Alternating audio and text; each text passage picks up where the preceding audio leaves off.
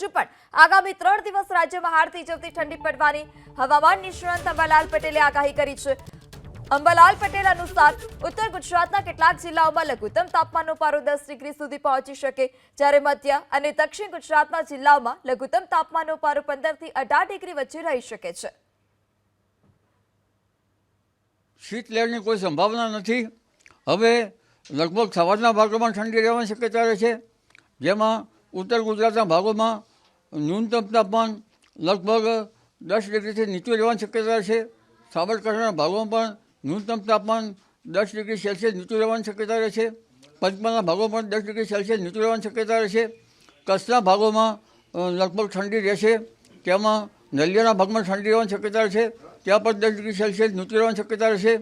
જ્યારે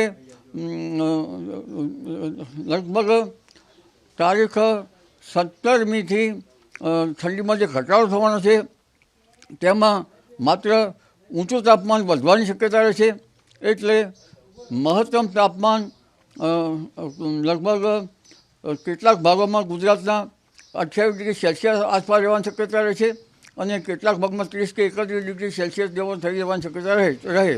જોવા જઈએ તો ઠંડીની છે એ શક્યતા તારીખ 26થી જાન્યુઆરીમાં આકરી ઠંડી પડવાની શક્યતા રહેશે, ગાત્રો થીજવતી ઠંડી પડવાની શક્યતા રહેશે। એટલે હમણાં તારીખ 17મીથી દિવસનું તાપમાન ઊંચું જવાથી ઠંડી જાણે સવારના ભાગમાં બાદ કરતાં ઘટી ગઈ, જાણે ઠંડી ઘટી ગઈ હોય તેવું જણાશે।